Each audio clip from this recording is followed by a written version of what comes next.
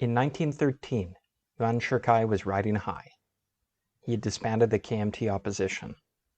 The remaining members of Congress had taken 3 ballots, but had elected Yuan president of China. He was able to appoint his men to offices throughout the country. The 1913 revolution in China had been defeated with ease within 2 months. Yuan now had the power to bring about his preferred agenda: centralism, order, peace, and prosperity. Hello, and welcome to the Chinese Revolution podcast.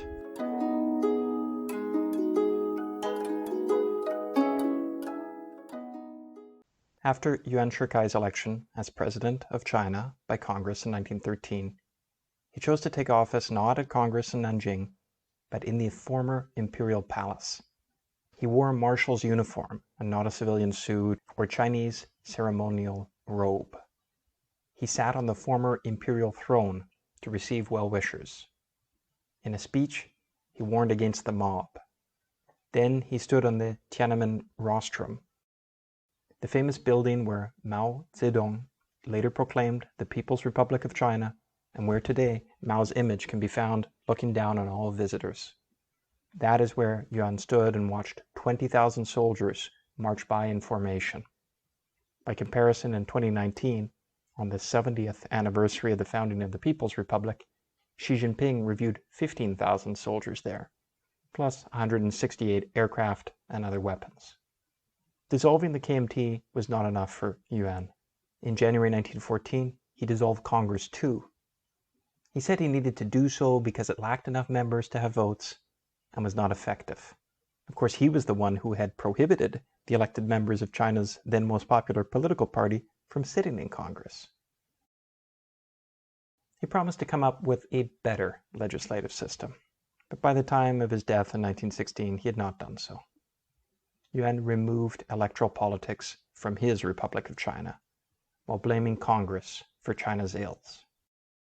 Yuan did appoint an advisory board with representatives from each province, selected by himself. Yuan made all decisions, but the board provided him with some political cover. For instance, it had recommended dissolving Congress. Then it formed a constitutional drafting conference that eventually recommended that China have an emperor. Then that body insisted that Yuan Shikai was the only man who could be that Chinese emperor. But that was still to come. For now, Yuan reorganized government with himself at the top, with no real separation between the executive, legislative, and judicial branches. He replaced magistrates who handled lower seriousness court cases. Yuan did want to eliminate corruption in government, and he did accomplish a more streamlined and effective bureaucracy, one where corruption was punished. In this regard, it's reminiscent of the anti-corruption drives of the Chinese Communist Party during the last 10 years. Also, Yuan Shikai ordered administrators to hang political slogans in their offices, and in 1915 warned officials about the 4 avoidances: laziness, nepotism, luxuries, and gambling. He also stressed the need to take care of the people, instead of tormenting them during inspections by expecting provisions from them. This is perhaps like point 8 of Xi Jinping thought, through which today's Chinese leader tells his administrators that improving people's livelihood and well-being is the primary goal of development. Ultimately, Yuan was the judge of what was good government. The country and its people could not decide that for themselves. In December 1914, the law of presidential election was passed, setting a presidential term at 10 years. Presidents could run for re-election indefinitely. It was therefore possible for Yuan to rule for life. Technically, an election committee voted on who would be president, but he appointed all the members of that committee. This is not terribly different from today's leader in Beijing, who since 2018 has no longer been subject to term limits. More and more, Yuan Shikai's power rested on the military, who had defeated the 1913 revolution for him. Some Chinese provinces were beyond his control. He allowed one warlord to run Xianqi province, but Yuan did not control them. Southern China also had some autonomy from his leadership. Yuan's serious challengers were foreign powers. The 1911 revolution had changed China's dynamic with Outer Mongolia, today's Mongolia, and with Tibet. The Mongol nobles had considerable autonomy and power during the Qing dynasty. Once that dynasty ended, they declared independence. Yuan wanted the Republic of China to have the same boundaries as Qing China only a few years earlier. Mongols attacked from Outer to Inner Mongolia, and Yuan sent troops to repel them. Negotiations then took place from September 1914 to June 1915 in Russia. Russia preferred Mongolian autonomy and eventually wanted Mongolia to become part of its orbit rather than China's. The end result of the negotiations is that Outer Mongolia agreed for now that it was part of China, but gained considerable autonomy, and China agreed to station only a few hundred guards for its commissioner. Its actual independence came later in 1921. Tibet declared independence from China in 1912. Yuan sent an army to intervene, but Great Britain halted it. With Tibet close to Nepal and British-controlled India, the British wanted more control or influence on this mountainous region on the north side of the Himalaya Mountains. Yuan wanted the territory, but was prepared to grant autonomy and to defer to the Dalai Lama and other Tibetan Buddhist leadership. From October 1913 to July 1914, there was a conference in India on this. Great Britain proposed dividing Tibet in two. And Outer Tibet, with Lhasa as its capital, would have its own government, but be a tributary of China. Inner Tibet would be controlled by China. Yuan rejected this and insisted that all of Tibet was part of China. The end result seems to have been that China considered Tibet part of China, and the Tibetans were really in charge, especially in the more remote parts. The First World War created the most challenging foreign relations for Yuan. He declared China to be neutral in the war and provided financial assistance to overseas Chinese, especially those in Southeast Asia who were forced to return home. Once war was declared in the summer of 1914, Japan, which was on the side of Great Britain, France, and Russia, seized German holdings in Shandong province, including the port city of Qingdao. China, of course, wanted those lands to be returned to Chinese control now that the Germans had left. Japan had other ideas. It was keen on expanding in East Asia, including in Chinese territory. In 1915, Japan issued 21 demands on China. They were intolerable and fell into 5 parts. The first would require China to accept Japan taking over all of Germany's interests in Shandong. The second was for China to grant Japan privileges in Manchuria and in Inner Mongolia. The third was that the Hanyuping Company and surrounding mines would come under Japanese control. It was China's only manufacturer of steel rails at the time. Its products were important for railway construction in China, and its operations were said to be the largest in East Asia. Group 4 of the demands would give Japan a veto over any transfers to a third country of coastal areas or islands. The fifth group demanded special privileges to Japan in multiple areas of China and in the economy, including the hiring of Japanese political, financial, and military advisors, and making the police forces and military joint ventures with Japan. Japan would also have a veto on foreign investment in infrastructure in Fujian province. In short, Japan was trying to bully China into accepting a form of Japanese takeover, while the other imperial powers were fighting in Europe. Yuan Shikai did not accept them meekly. He denied Japan's request that the demands be kept confidential. He tried to get international support for China and to arouse Chinese nationalism at home. He also stalled for time by changing his foreign minister to one who was slow and polite. His tea-drinking ceremonies alone took so much time that he infuriated the Japanese. The foreign powers were too occupied by the First World War to resist Japan strongly, although they did not want Japan to control China. But Yuan was able to negotiate important changes to the document.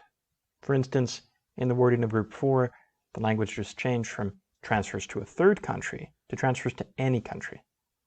This removed any special status for Japan and changed the meaning to one that said that China would not lease or transfer lands to any other country, period. That was a sentence he could live with. He didn't want another war with Japan, but through careful work on the language, he was able to soften its impacts on China considerably. In May 1915, Japan issued an ultimatum to sign an agreement within 48 hours or else. The revised document was signed rather than risk war.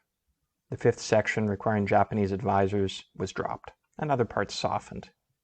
But it was still humiliating, both for China and for Yuan Shikai. This, probably more than anything else at the time, undermined domestic support for Yuan. He had dictatorial powers and had replaced early democratic institutions with a militarized government. But what Chinese expected from a strongman was strength. When he showed weakness, faced with Japanese demands, and refused calls by nationalists to reject Japan, he undermined his appeal. Was he really any stronger than the Qing had been? Was China? Yuan Shikai continued his reforms to improve China's economy. He worked to increase the status of merchants, who had been at the lowest social level during the imperial dynasties. Yuan was critical that everyone wanted to be a government official. Yuan wanted to make official positions more difficult to enter and enterprise careers easier to start. He eased administrative hurdles and encouraged foreign capital into China's industrial sector. China's first aviation school was established in 1913. His government brought in the National Currency Act to replace the hodgepodge of different coins and bills circulating. New silver coins were minted so that there was only one currency. Online today, you can find Yuan's big head on silver coins from this period. Until late 1915, Yuan Shikai had always denied that he wanted to be a monarch. He defended the republican system, even if he didn't think China was ready for it. He sometimes criticized people who promoted a monarchy. So why did Yuan reverse himself and become emperor when he had always denied such an ambition? Shikai's eldest son, Yuan Keding, had pushed for his father to become emperor. This is the same son who historians have blamed for the Beijing Mutiny by Beiyang troops that helped his father avoid having to leave Beijing for Nanjing, as the revolutionaries had demanded. Of course, this eldest son might have hoped to succeed his father as emperor if a new dynasty was launched. But his maneuvers ended up ruining his father. Keding created fake copies of the newspaper his father liked to read. In these versions, he put in pro-monarchy articles and created the impression of public support and positive international opinion towards a new monarchy. In truth, before a new monarchy was proposed, foreign powers were ambivalent on the question.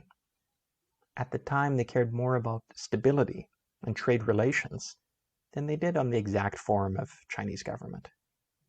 They had been neutral during the 1911 revolution when the Qing Empire and the Republican revolutionaries fought it out.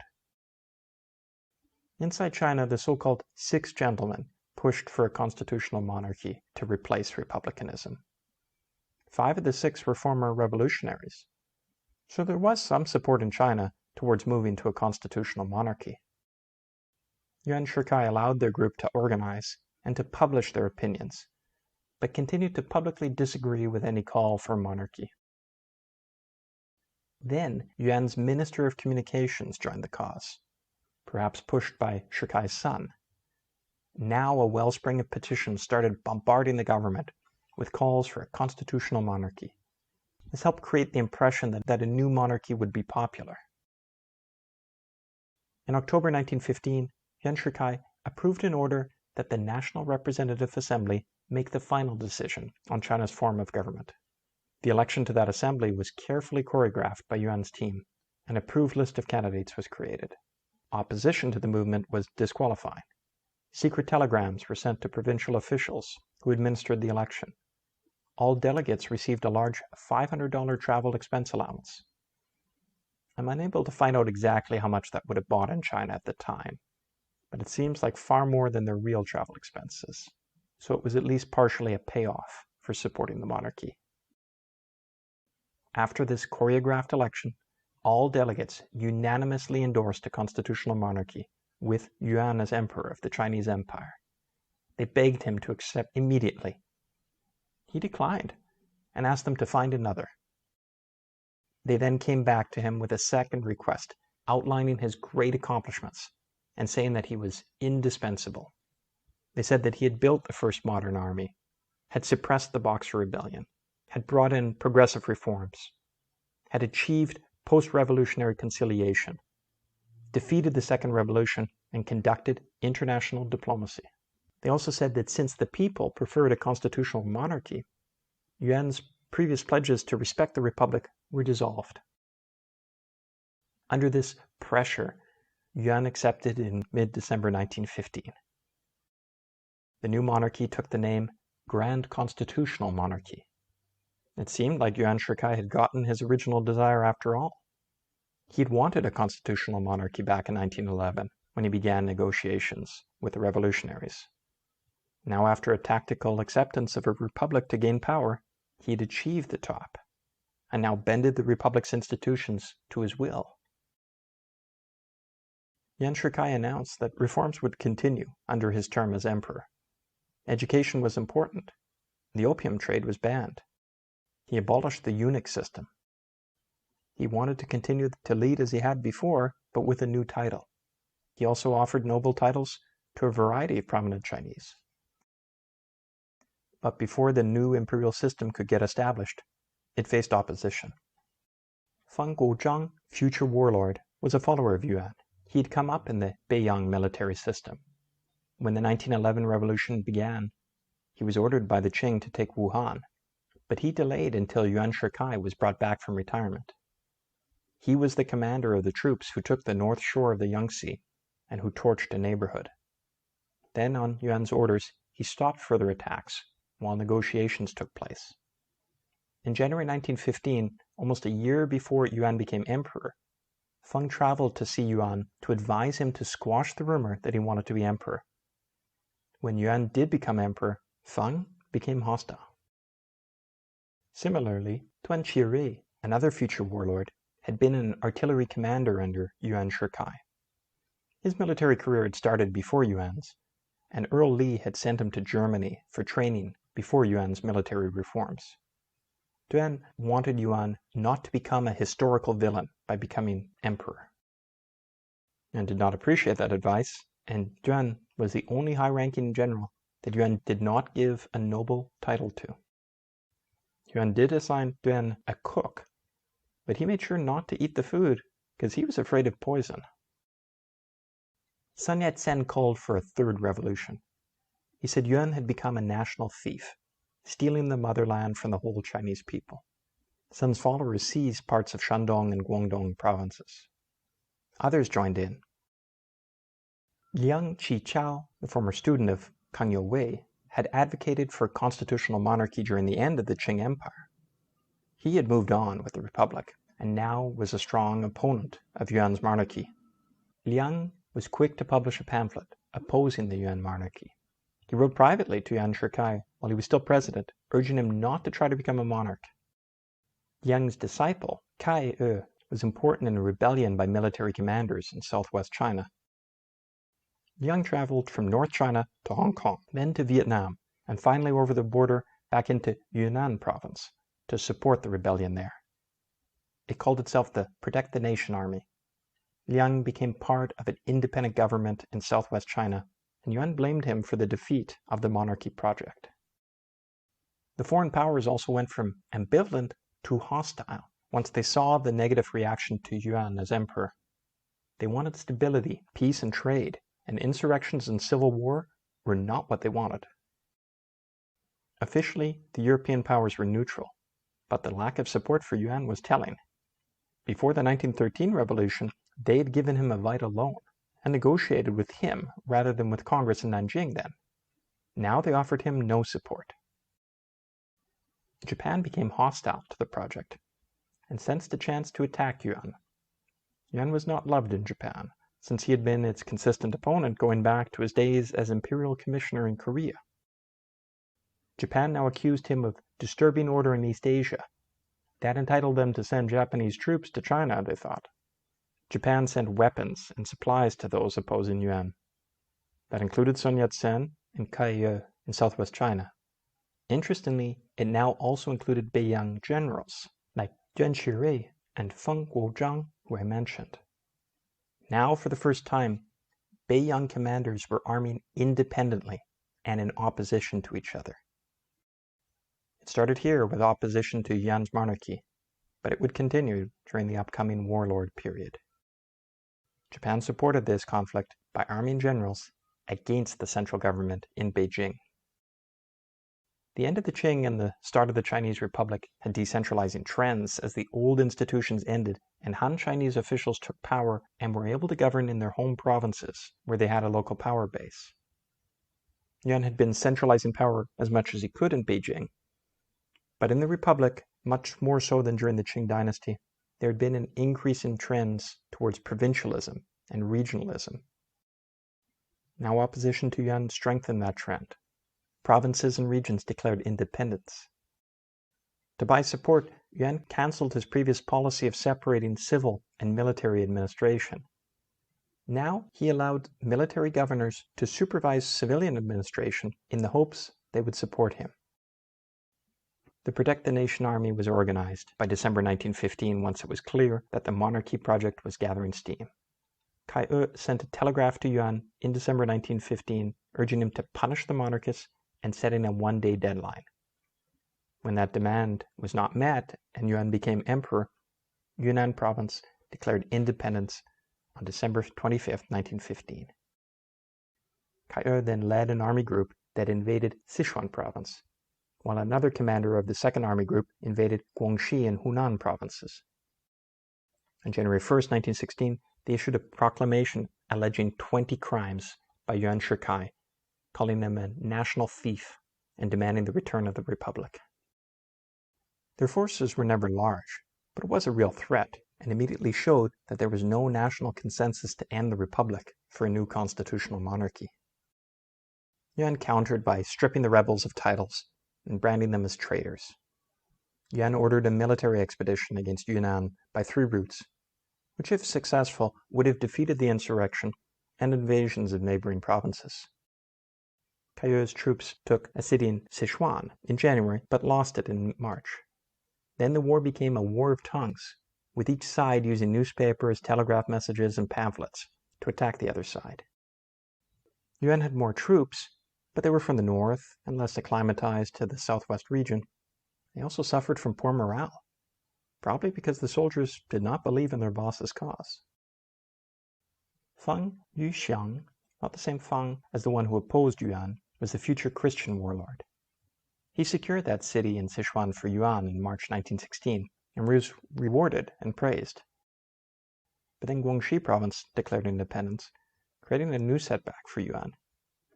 Yuan's top generals sent a secret telegram to provincial leaders urging them to convince Yuan to relinquish the title of emperor. That stunned him, who came to believe he was doomed. On March 21, 1916, Yuan met with his highest-ranking officials. Yuan proposed relinquishing the emperorship, and only one official suggested soldiering on. The next day, Yuan announced that he was stepping down as emperor. He said he had accepted it for national salvation and would return to the presidency. He proclaimed the end of the constitutional dynasty. It had lasted for 83 days, but he was never crowned. But his retreat to the presidency only further enraged his opponents. They weren't going to accept things as they had been when Yuan was dictator. They wanted him completely removed from power. 3 southwestern provinces responded with conditions for solving the national problem. One of them was that Yuan end his rules and leave China for exile. Yuan and his descendants were to be stripped of citizenship, and Shikai and other monarchists' property to be confiscated. Certain proponents of the monarchy should be put to death. Yuan did not accept, so the provinces accused Yuan of treason and called on Congress to punish him by law. By May 1916, most of southern China had declared independence from this illegal ruler. Li Yuanhong was their preferred candidate for the presidency. He had been the military commander who had sided with the revolutionaries in 1911 during the Wuchang uprising and formed the first revolutionary government in Wuhan. He was allied with those who had strongly opposed Yuan's monarchy. Yuan's aura had been broken, and people now openly made fun of him. One commentator encouraged him to go overseas and take the opportunity to investigate foreign politics and their constitutions. Perhaps upon his return he might be re-elected president. the writer added sarcastically. Yuan responded with military orders to annihilate the rebels. But privately he blamed himself for this disaster and began thinking of his replacement. He was furious at all those who had turned on him. Interestingly, Yuan was most furious at Fan Guozhang, who had warned Yuan well in advance to not become a monarch. He'd been consistent in opposing the monarchy. Even so, Yuan Shikai still hated him profoundly because he had opposed him openly and publicly. Yuan hated that for undermining his support and strength. An alternative government was set up in May 1916 in Guangdong, with Li Yuanhong as president. While there was no room for Yuan in the future government, on other points they were open to negotiation and reconciliation. The nerve-wracking and stressful situation was then helped when Yuan Shikai died on June 6, 1916. His health had never been great, and all members of his family had died prematurely. He was out of shape and ate too much. The stress and isolation at the top seems to have worsened his health. His daughter reported that even as his health deteriorated in May 1916, Yuan refused to stop being a workaholic. Yuan saw the end coming and called 3 officials to his bedside.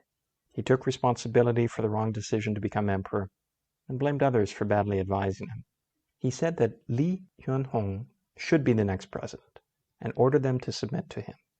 That was a wise final decision, as it brought both the government and the rebels together in a choice of president and opened the door for reconciliation.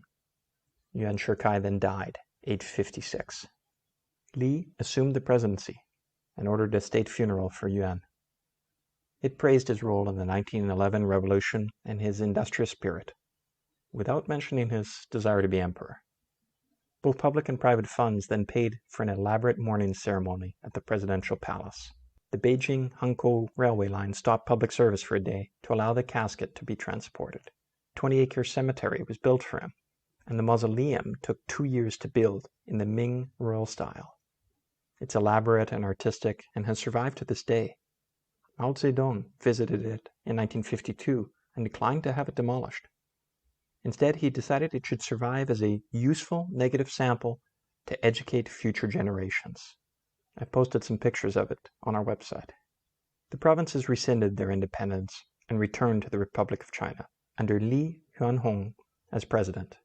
Opposition to Beijing stopped, although hostility to the late Yuan Shikai and his imperial project continued. He died a villain and remained a villain for most scholars since then. Why then had he gone down this path by becoming emperor? With the passage of time, some have seen his legacy as complicated. His early positions and reforms have been viewed more positively than his consolidation of power as dictator, an attempt to become an emperor. One thing was unclear. Provinces and regions might have rescinded their declarations of independence, but the country had cracked. Could it be made whole? Thanks for listening to this episode of the Chinese Revolution. Please join us again to find out what happened in China after Yuan Shikai's death.